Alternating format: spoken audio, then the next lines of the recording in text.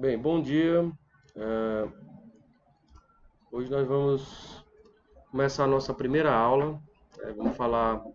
Vamos fazer na realidade uma revisão do que a gente já tem visto em sala. Meu nome é Wenderson Medeiros, sou professor do primeiro ano, como vocês já me conhecem, né, de matemática e física. E a gente vai falar um pouco hoje sobre o estudo geral das funções e os conceitos iniciais. Como eu já falei para vocês, a gente vai passar boa parte do primeiro ano vendo a parte de funções, né? Juntamente com a parte de geometria também, certo? Mas aqui para o primeiro ano a gente espera que vocês entendam bem, né, a parte dos conceitos iniciais de funções e a classificação das funções dentro da parte de álgebra. Então a gente vai voltar falando um pouco sobre plano cartesiano, né? E a gente vai falar rapidamente sobre produto cartesiano e a representação dele no plano cartesiano, certo? E falar também, e começando a falar sobre par ordenado, né? Então a gente entende como par ordenado como conjunto de dois elementos. A gente sabe que os dois elementos são números reais. A gente sabe também que os números reais, eles são, quando representados na forma do gráfico, no plano cartesiano, eles representam o par ordenado como um ponto no plano cartesiano, né? A gente lembra lá das aulas que o plano cartesiano foi criado por René Descartes, certo? Como uma tentativa de uma representação de funções, né, em uma forma gráfica, tá? Então a gente tem aí o par ordenado, por exemplo, A e B, né, representado aí pelas letras AB, certo? E essas letras A, B, na realidade, é uma definição geral, a gente sabe que elas podem ser quaisquer números reais, tá? Se vocês lembrarem bem das minhas aulas, né, que a gente já falou bem nas aulas, que esses números, os eixos x e y, na realidade, conjuntos numéricos, onde eles podem alocar neles, né, quaisquer números pertencentes ao conjunto dos números reais. Então, a gente tem, por exemplo, o produto cartesiano de A para B, né, pode ser representado pelo par ordenado x, y, onde o x pertence ao A, e a gente vai relacionar isso com as imagens, né, ao eixo dos domínios, e o B pertencente ao conjunto das imagens. A gente vai ver que a gente vai trocar esses A e B aí por conjuntos dos números reais, porque aqui a representação no plano cartesiano, todos os números essencialmente são reais. Tá? Então a gente tem um exemplo aqui, né, de pontos no plano cartesiano são, por exemplo, dois conjuntos AB com dois números 2 e 3, né, os dois elementos do conjunto B com os elementos 1, 3 e 5. Então, o produto cartesiano entre eles é essencialmente a combinação entre as coordenadas do plano cartesiano, tá? Então, a gente tem o primeiro elemento do conjunto A e o segundo elemento do conjunto B, né? Então, a gente tem, por exemplo, o 2 com 1, o 2 com 3, 2 com 5 e assim por diante, tá? E aí a gente vai ver um pouco mais adiante a representação gráfica, como é que isso se coloca no gráfico ou no plano cartesiano, tá bom? Então essa forma de representação é denominada forma tabular.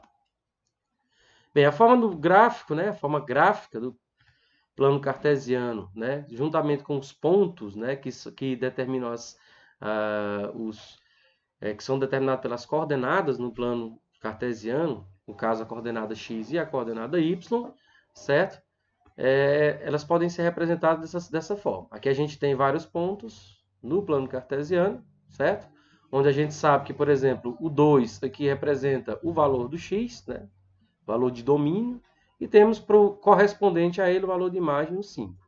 Então, e assim, né, a gente vê vários outros pontos, né, ou pares ordenados representados no plano cartesiano. Tudo bem?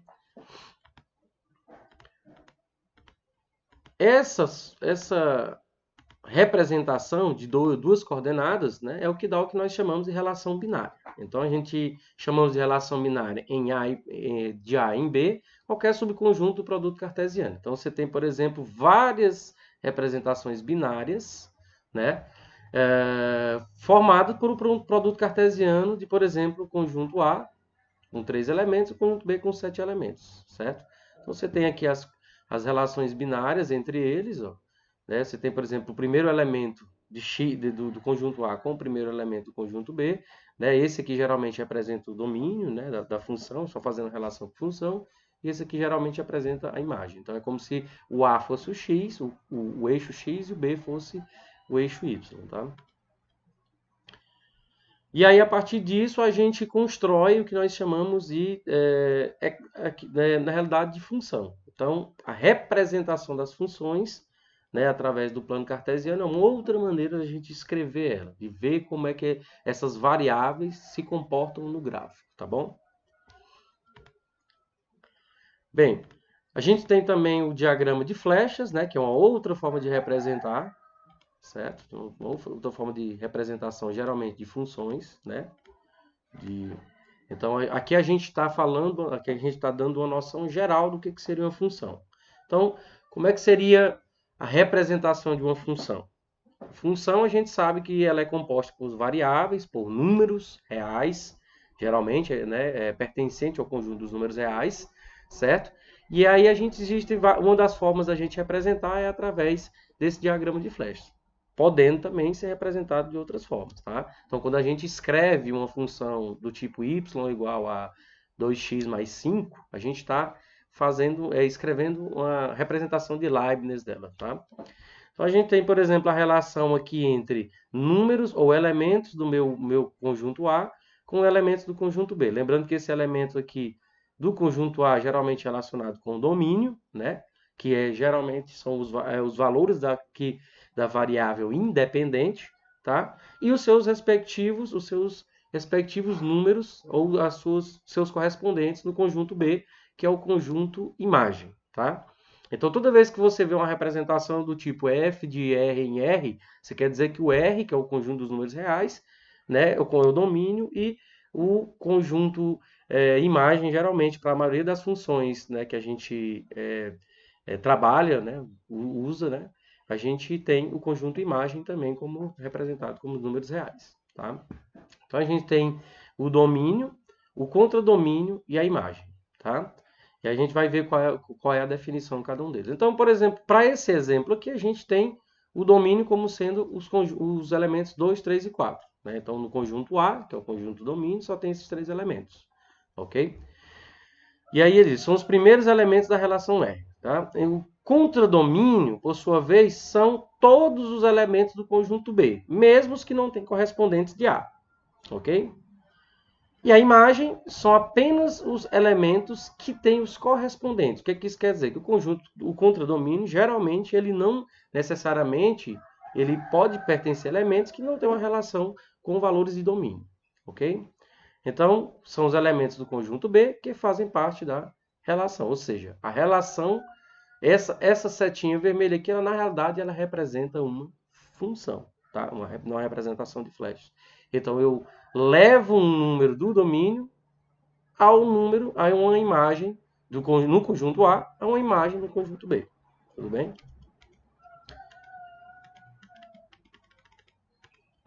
Aí aqui ele faz um exemplo, né, um outro exemplo, né, mostrando o domínio também e a imagem. Então, a gente tem, por exemplo, o conjunto A aqui, formado por esses elementos, conjunto B formado por esses elementos. A gente tem o domínio, são apenas os números 3 e 4, certo? Nesse caso aqui, geralmente, o conjunto domínio ele tem que necessariamente ter uma relação com a imagem, ok? O contradomínio é formado por todos os elementos, certo? E a imagem é apenas os elementos que participam da relação, ou que são, que existe uma relação entre a variável independente e a variável dependente através de uma relação, tá? De uma lei de transformações, a gente pode falar assim também. Bem, a gente tem mais uma vez a representação de gráfico, certo? A representação gráfica aqui, por exemplo, de um elemento do domínio com um elemento da imagem, a gente pode ver aqui, ó, esse aqui seria o elemento do domínio, né? Representado no eixo X, levado em um elemento da imagem representado pelo eixo Y, tá? Então, você tem aqui, quando você conecta eles dois, você tem o par ordenado. Okay? E a partir de vários pares ordenados, a gente constrói a função. Então, a função ela é construída, né, de acordo com a relação de vários pares ordenados, né? Ou seja, a lei de transformação que leva um número no conjunto domínio a um conjunto de imagem E a partir disso a gente consegue vários pares ordenados, construindo assim o nosso tipo de função, ok? A nossa função.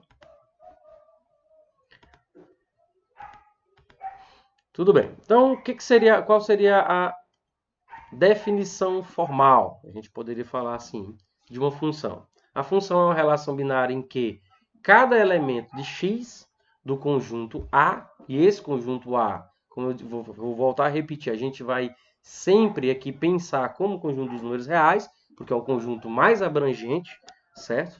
Que engloba quase todos os números, né? E aí a gente sempre levado a um correspondente em y, né? Um único elemento em y, e apenas um, né? Então, um único elemento em y, que geralmente é o conjunto B, que também, para o estudo de funções, a gente também considera como o conjunto dos números reais, tá, ok? Porque é um conjunto mais abrangente. Então, a gente tem a minha lei de função que transforma um número no conjunto A e um número no conjunto B, né? Aqui tem o diagrama de flechas, por exemplo, o 1 no conjunto do domínio, né? O elemento do domínio do conjunto A levado ao número 2, né? no conjunto B. Como eu disse, mais uma vez, a gente vai tratar ele como conjunto dos números reais, né? Mais adiante, quando a gente for falar sobre tipos, a classificação das funções, certo? E a gente a forma de se ler f é uma função de A em B. Se a gente coloca, por exemplo, A e B como os reais, seria o que nós já conhecemos como f de R em R. Tudo bem? Então ele diz, o R1 é uma função de A em B, né? Ou seja, esse R1 que representa essa lei de transformação é uma função de A em B, pois cada elemento de A, né, possui um único elemento ou um correspondente em B. Tá? Aqui nós temos outro exemplo, né? Então a gente tem, por exemplo, outro diagrama aqui que representa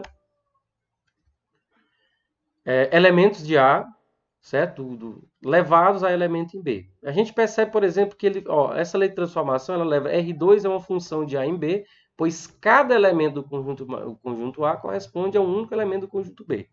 Então, por mais que tenham dois elementos levados ao mesmo do conjunto A levados ao mesmo elemento do conjunto B, mas isso aqui ainda é definido como uma função, tá? Diferentemente daqui, né? Eu tenho um R3, seria uma lei de transformação R3, não é uma função de A em B, pois o elemento 3 do conjunto A corresponde a dois elementos do conjunto B.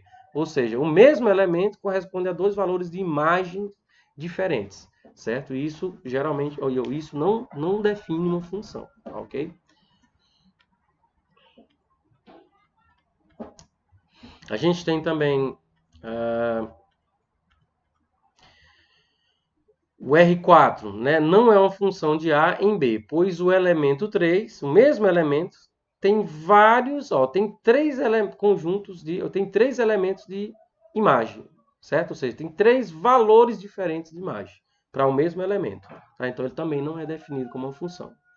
E essa última lei, né, não é uma função de A em B, pois o elemento 4, que seria esse elemento aqui, do conjunto A não corresponde a nenhum elemento. Ou seja, eu tenho um elemento aqui que não tem nenhum correspondente em B.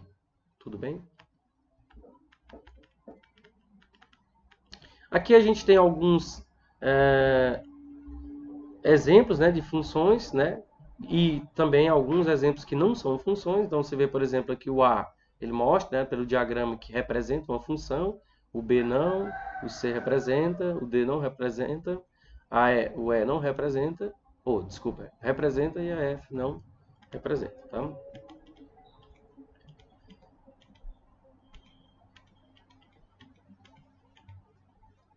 Bem, aqui a gente tem, ele mostra que dois elementos, dois conjuntos A e B, com esses seus respectivos elementos, e ele mostra a relação, né? Ele faz aqui, ele escreve, né, a relação entre eles, né? Então a gente faz aqui, você tem o A, o conjunto A aqui com os elementos menos 1, 0, 1, 2 e 3, o B como menos 3, menos 2, 1, menos 1, 0 e 1 e 2. e a relação que existe entre eles. Então, você tem aqui, ele constrói, né, o par ordenado, a relação entre eles do par que define o par ordenado, né, com o produto cartesiano de A e B, né, com y igual a x menos 2. Então, essa relação aqui, ela representa essa função, né? Ou seja, a função que leva, essa função aqui que leva os elementos de A nos elementos de B. Tá? Lembrando que aqui, geralmente, o conjunto A é considerado como domínio da função e o conjunto B como a imagem. Lembrando que a imagem ela é representada somente por os elementos que pertencem à relação. Tá? E o contradomínio representa todos os valores, até mesmo os que não pertencem à relação, ou à lei de transformação, que geralmente é chamada de função. Tá? Então aqui nós temos a representação do domínio e contradomínio. Ele dá um exemplo aqui, né, para a gente poder entender melhor. Então, dados os conjuntos A e B, né, você tem uma função ou lei de transformação de um conjunto A para um conjunto B, ou seja, dos elementos do domínio para os elementos da imagem, tá? E aí a gente vai, aqui ele quer mostrar como encontrar, né, o domínio, o contradomínio e a imagem, né, de uma função aqui. Lembrando, pessoal, que aqui a gente está trabalhando função, e é isso que está por trás da função, como uma teoria de conjuntos. Tá? E na realidade o que está por trás é uma teoria de conjuntos. Tá, ok? Então a gente tem a função que leva um número do conjunto A em um número do conjunto B, ambos pertencentes ao conjunto dos números reais. E aí a gente tem, qual seria o domínio? O domínio é formado pelo conjunto, formado por os três elementos, 1, 2 e 3. Desculpa, 1, 3 e 4. O contradomínio, respectivamente, é formado por todos os elementos, né, 2, 3 e 5. Mesmo o 5 não participando da lei de transformação. Tá? E a imagem é formada por apenas os elementos que participam da lei de transformação, ou seja, que estão ligados, de alguma forma, com os elementos do domínio. Ok? Então a gente tem lê-se, aquele só uma maneira, né, de como a gente lê, como é que a gente fala sobre se lê essa notação. Né? Então, o domínio da minha f, da minha função f, é igual ao próprio conjunto, né, A. Ou seja, porque todos os elementos do conjunto A, eles necessariamente participam da lei de transformação. Então, lê-se o domínio da função f é igual ao conjunto A. CDF igual a B, quer dizer, o contradomínio da minha função f é igual ao conjunto B. E a imagem, né, da minha função f é o conjunto formado só apenas por esses dois elementos, porque esse não participa da minha lei de transformação. Então, aqui ele vai mostrar alguns exemplos de como você identificar a imagem. Né? Então, a imagem necessariamente de uma função qualquer, né, e aqui ele já está introduzindo a notação mais formal, né, uma notação de Leibniz, certo? Então, como é que ele introduz, ou como é que a gente consegue descobrir a imagem? Essencialmente, atribuindo valores. Tá? Então, a forma mais simples que a gente tem, mais trivial que a gente tem, é você atribuir valores para a variável independente e obter valores na variável dependente. Okay? Então, a gente tem, por exemplo, aqui f de x mais 2, né? Então, aqui uma função, tá? Uma f de x, certo? E aí, por exemplo, a gente quer saber a f de 1, né? Então, é só onde tem x, você substitui por 1. Então, você substitui o valor de x por 1, e aí você obtém o valor de imagem, que é igual a 3. Né? E assim ele vai fazer mais alguns exemplos. Então, a imagem do f de 1, ou seja, da lei de transformação que transforma o número 1 no domínio ao conjunto, ao número 3 na imagem, certo? Ou 3, né, na imagem. Então, a minha lei de transformação ela é dada por x mais 2. Tá? F de x igual a x mais 2. Aí que ele vai dar mais alguns outros exemplos, e aí vocês podem olhar com cuidado, a gente vai disponibilizar os slides para vocês também, ok? Bem, aqui a gente aprende, né, uma das noções básicas, mas bem importantes de como de características básicas da função. Então, o que é uma das características básicas da função? É a raiz ou o zero da função. O que é isso? é o valor da função, é o valor de x que zera a função. Graficamente seria o valor no qual a função toca o eixo do x. A gente sabe, por exemplo, quando a gente for estudar funções lineares, como vocês já viram, né, que já explicou para vocês, mas que as funções lineares elas podem tocar, por exemplo, em dois valores no gráfico. Né? Ele pode tocar no valor no gráfico em y e tocar no eixo x também. Quando ela toca no eixo y, ela geralmente é o termo independente da função. Onde ela toca no eixo x, né, é o que nós chamamos de zero ou raiz da função. Então, como a gente descobre essa raiz? Então, vamos lá. Dada a função f de a em b, nós chamamos raiz ou zero da função todo elemento cuja função de a cuja função zero, ou seja, o elemento do domínio. Tá bom? Então, você tem valores de x para o qual o f de x zero ou o y zero. Tá? Então, a gente tem uma função, um exemplo aqui de uma função do domínio dos números reais, levado na imagem também dos números reais, dada por f de x igual a x mais 2. Essa função aqui, existem valores que se você atribuir ao valor x, você obtém o valor zero aqui, né, na operação. Então, ele vai colocar, né, já intuitivamente, o valor menos 2 no x. Né, obtendo o valor menos 2 quando você soma dá zero. Então, esse valor de x aí, igual a menos 2 é o zero da função. É o valor que é atribuído à variável x faz com que o meu resultado dê igual a zero. Tá? E é exatamente também o valor no qual o gráfico toca o eixo do x. A gente sabe já, que eu também já expliquei para vocês, mas só lembrando que as funções lineares geralmente são retas. Né? Então, nesse caso aí, onde a reta toca o eixo do x, tá? Onde o valor de imagem é igual a zero. Tá? Para aquela variável, para aquele valor da minha variável independente. Então, ele mostra, portanto, o menos 2 é a raiz da função, ou seja, f de menos 2 é igual a zero. Na função f de... aqui, pessoal, ele começa falando, ele começa dando o exemplo de uma função linear. Né? Aqui ele já coloca uma função polinomial de segundo grau, ou seja, o grau da minha variável independente é igual a 2. Então, para essa função, como é que a gente pode descobrir o zero dela fazendo a mesma coisa? Porém, para essa função aqui, se não for de uma maneira intuitiva, para que você assim, encontre a raiz dela, você pode simplesmente usar a técnica de fazer com que o f de x vá a zero. Ou seja, você pega essa função aqui e iguala a zero. Quando você faz isso, você obtém uma equação de segundo grau. Resolve essa equação. Geralmente se resolve por um método de Bhaskara ou Gerard, né? Ou soma e produto. E a partir disso você obtém dois valores. Ou seja, geralmente nas funções polinomiais, o grau das funções polinomiais me dão um número de raiz. Tá? Então, se eu tenho uma função polinomial de primeiro grau, a raiz é 1. É uma raiz. Se eu tenho 2, são duas raízes. 3 raízes e assim por diante. Bom? Então, nesse caso aqui, ele colocou o valor 3, né? E aí ele encontrou o resultado igual a menos 21. Bem, intuitivamente ele não encontrou. Né? Então, o 3, o valor da variável independente x igual a 3, não é o meu zero da função ou a minha raiz. Porque o número que eu obtive ao final foi menos 21, que é diferente de zero. Tudo bem. Sabendo isso, a gente pode classificar as funções, né,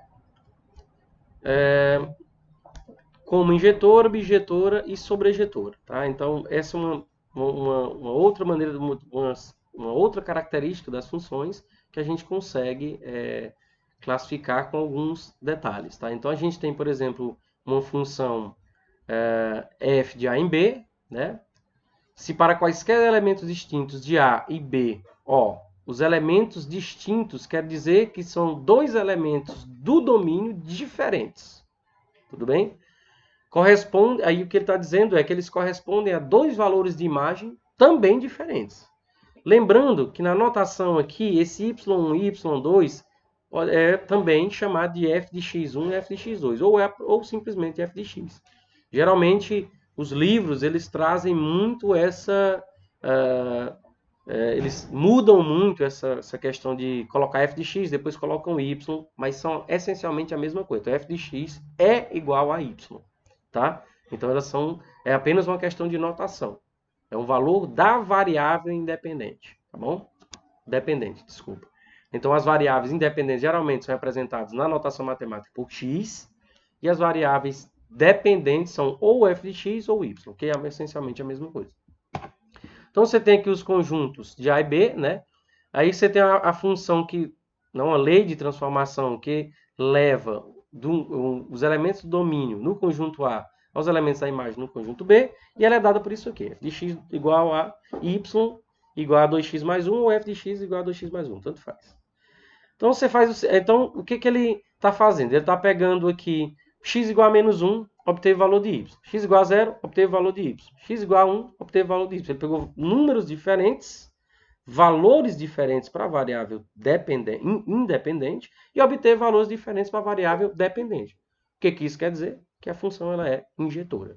Então, o que está basicamente escrito aqui de uma maneira bem mais, uma notação matemática, é dizer o seguinte, que esses valores de domínio diferentes são levados em valores de imagem diferentes. Ok?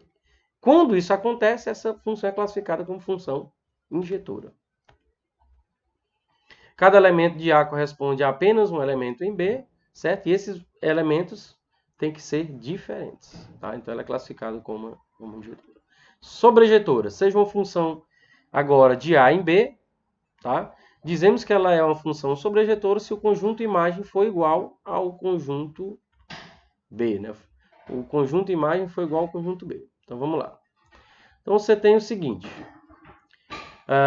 Ele dá um exemplo aqui de dois conjuntos, né? Na realidade. Conjunto A e conjunto B. A lei de transformação é dada por y igual a 2x ao quadrado menos 1, geralmente classificado como função de segundo grau, certo? E aí ele vai fazer a mesma coisa. Essencialmente, ele vai pegar valores diferentes, né? E ver o que acontece. Então, x é igual a menos... x, se ele tomou x como menos 1, ele obteve valor de imagem igual a 1. Ele tomou x como 1, ele obteve valor de imagem igual a 1. Tomou x como 2, obteve valor de imagem igual a 7.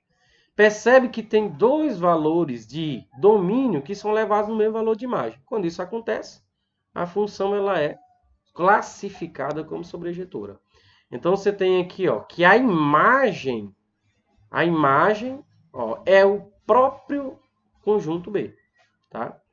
Então, você tem dois valores levados em um único valor e o outro valor levado, né, no valor 7 aqui, né, o valor de imagem. Então, você percebe que a imagem de f, da minha lei de transformação, ela é igual ao próprio conjunto B. Essencialmente, é dizer que não vai sobrar, né, valores aqui no contradomínio. Tá bom? Então, o contradomínio ele vai ser a própria imagem. Se você olhar aqui, ele já define. O contradomínio vai ser igual à própria imagem. Cada elemento de B é a imagem de pelo menos um elemento de A. Tá? Então, você não, o contradomínio é igual à própria imagem. Tá bom? E a bijetora, seja uma função de A em B, dizemos que ela é uma função bijetora, né, se for sobrejetora e injetora ao mesmo tempo. Então, neste caso, cada elemento distinto de A, diferente de A, né, cada elemento que você correspondente ao domínio, corresponde a um elemento distinto em B, injetora. E a imagem também, ou seja, ela tem que, ao mesmo tempo, ela tem que ter as duas características. Então, a imagem de B, da minha f, tem que ser igual ao próprio B, e cada elemento do domínio, né, diferente, tem que ter cada um elemento de imagem também diferente. Então, você tem os conjuntos A e B aqui, né, formado por esses dois elementos. Tem uma lei de transformação que leva um elemento de A em um elemento em B, certo? E aí, o que ele faz? Ele vai pegar esses elementos e fazer a mesma, né? A lei de transformação é dada por essa função polinomial de primeiro grau, 2x igual a menos 1, né? E aí ele vai fazer as mesmas substituições. Quando ele faz isso, ele obtém para x igual a 0 igual a menos 1, né? O y igual a menos 1, x igual a 2, ele obtém y igual a 3, e x igual a 4, ele obtém y igual a 7. Percebe que todos os elementos de A são levados em elementos de B, diferentes, né, elementos distintos aqui são levados em elementos distintos de Q, e todos os elementos de B participam da lei de transformação, da minha F. Então, quando isso acontece, a função é classificada como bijetora, ou seja, ela tem as duas características, ela é injetora e sobrejetora ao mesmo tempo. Okay? Então, cada elemento de B é imagem de pelo menos um elemento de A, e cada elemento de A possui uma imagem distinta de B. Tudo bem.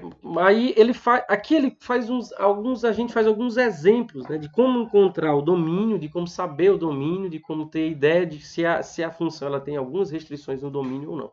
Então a gente tem, por exemplo, o domínio de uma função real. Determinar o domínio de uma função real, né, é determinar o subconjunto de R formado por todos os valores de x possíveis, certo? Isso é importante. Para que as expressões resultem um número real. Então a gente vai perceber que existem algumas restrições matemáticas aí que impedem que a função ela tenha um valor de imagem definido. Tá? Você tem, por exemplo, a função A. Né? A função A é uma função que a gente tem f de x igual a 3 mais x, dividido por 2x menos 5. Então, essa função ela tem uma restrição. Né? Ela poderia ser definida, caso não tivesse a divisão aqui, né, para todos os reais. Porém, ela tem essa restrição aqui. Por quê? Porque a gente sabe que não existe divisão por zero. Né? Ou que pelo menos, né, a gente... E aí o que acontece? Essa restrição ela impede que para alguns valores de x essa função exista. Ou seja, ela tenha respectivamente um valor na imagem, um valor de imagem, né, no conjunto dos números reais. Então o que a gente faz? A gente pode buscar, né, na realidade, uma maneira de encontrar essa restrição. Então, é só... Se a restrição é dizer que isso essencialmente é diferente de zero, porque não existe divisão por zero. Então a gente pega isso e coloca 2x menos 5 é diferente de zero. Quando a gente faz isso, resolvendo essa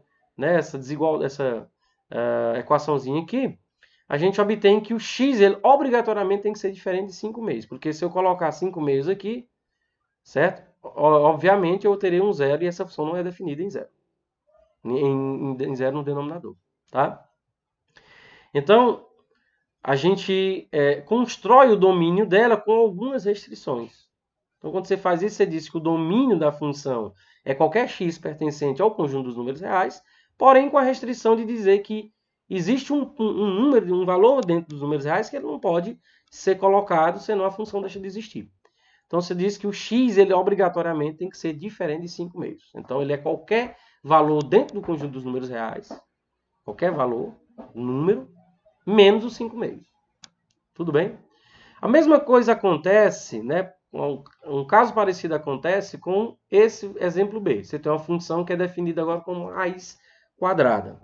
Porém, a gente sabe que para o conjunto dos números reais, as raízes quadradas, não existe raiz quadrada de número negativo. Isso a gente vai ver posteriormente que, na realidade, existe. Quando a gente definir o conjunto dos números complexos, tá? Mas, por enquanto, a gente observa o seguinte. Como não tem raiz quadrada de número negativo, obviamente o radicando tem que ser maior do que zero. Então, radicando essa função aqui, ele tem que ser maior do que zero. Então, quando você faz isso, você vai cair nessa desigualdade aqui, ó. Quer dizer, desculpa, maior ou igual a zero, porque aqui pode ser zero, porque raiz de zero é zero. Então, quando você resolve a desigualdade, você obtém valores em intervalos. E o que isso quer dizer? A gente sabe que a desigualdade ela não dá apenas um valor, ela dá um intervalo real, que você pode atribuir qualquer valor a x e a função continua existindo. Então você tem, por exemplo, quando você resolve a desigualdade, você tem nesse exemplo aqui, que o x ele pode ser qualquer valor maior ou igual a 3. Ou seja, se eu botar aqui 5, por exemplo, dá 10 menos 6 dá 4, raiz de 4 é 2, fica 2 quintos. Né? Então esse valor ele existe. Tá? Então os valores aqui só deixam de serem valores reais de imagem, né? Quando os valores, o radicando aqui dessa função, ela é um número negativo. Tá? Então, essa é a restrição. E a gente obtém o quê? Que o domínio da minha f é qualquer valor de x, né? Valor de domínio, ou seja, da variável independente, tal que o x tem que ser maior ou igual a 3. Ou seja, você só tem definições de imagem no conjunto dos números reais quando os valores de x for maior ou igual a 3 aqui. Tudo bem?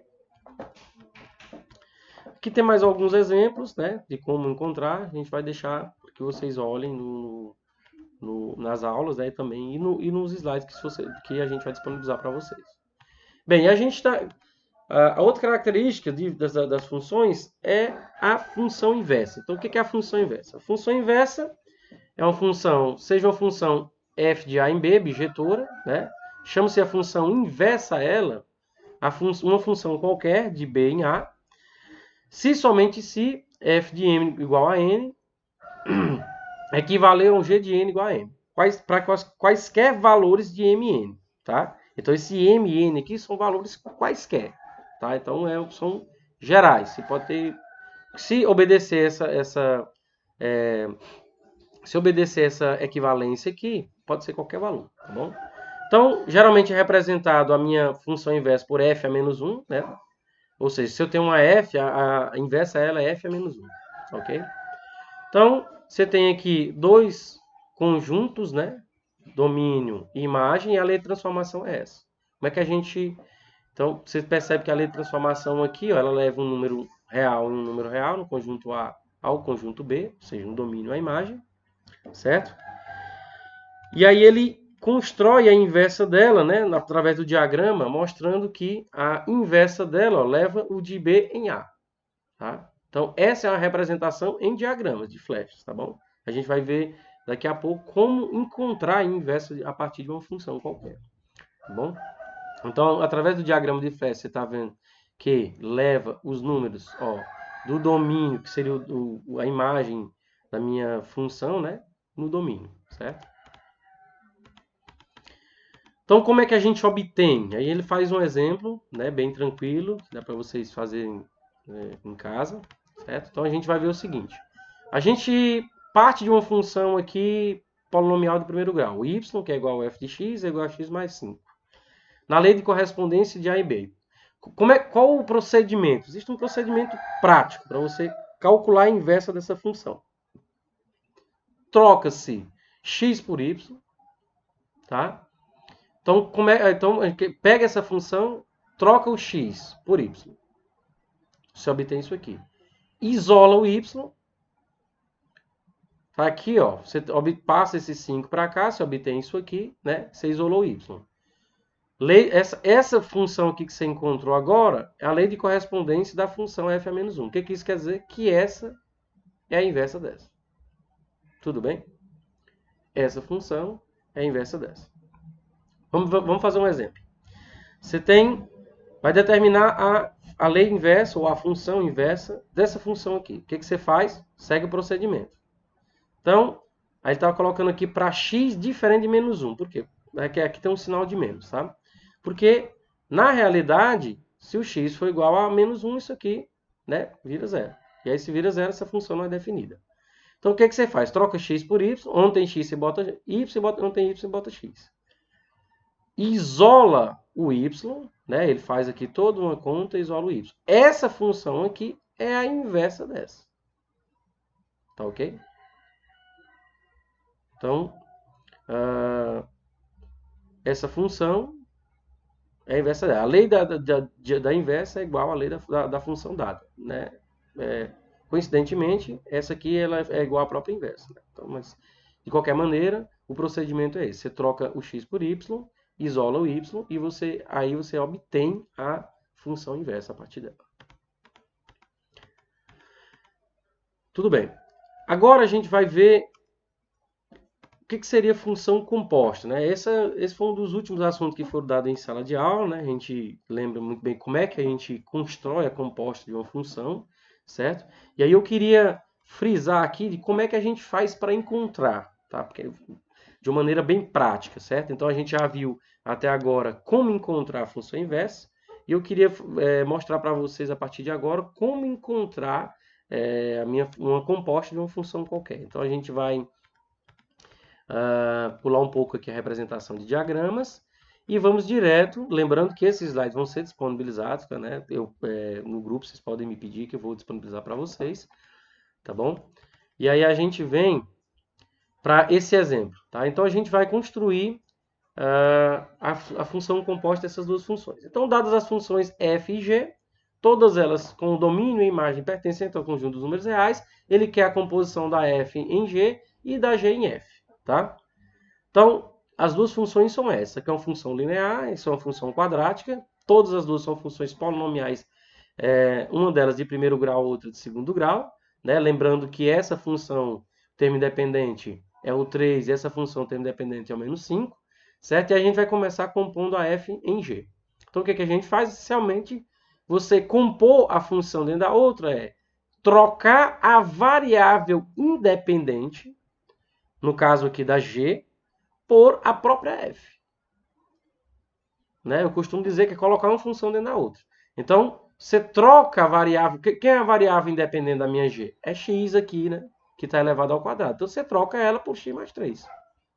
Então, ó, ele até representa aqui, ó, coloca dentro do meu x a minha própria f de x. E aí, quando você obtém, ó, você cai em x mais 3 ao quadrado menos 5, resolve esse trinômio quadrado perfeito, resolve a equação e obtém a f da g. A g da f, tá?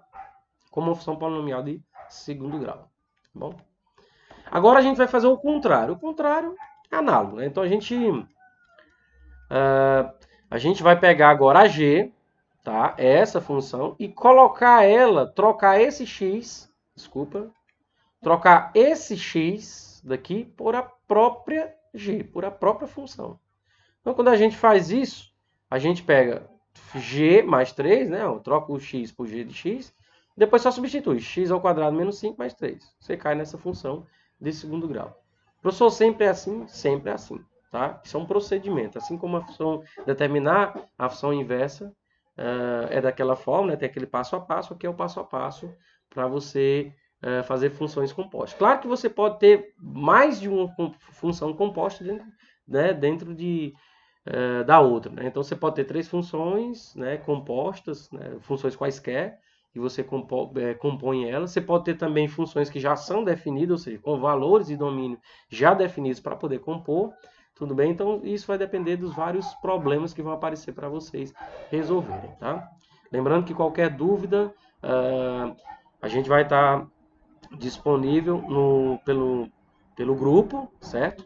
E provavelmente a gente vai fazer algumas reuniões no aplicativo, provavelmente pelo aplicativo do Zoom, para a gente poder tirar dúvidas em tempo real, tá? Mas de antemão, eu peço a vocês que vocês façam os exercícios da plataforma, eu estou acompanhando, está faltando ainda muita gente fazer. Faça os exercícios da plataforma e entrem em contato comigo para tirar as dúvidas, tá bom? Tá ok?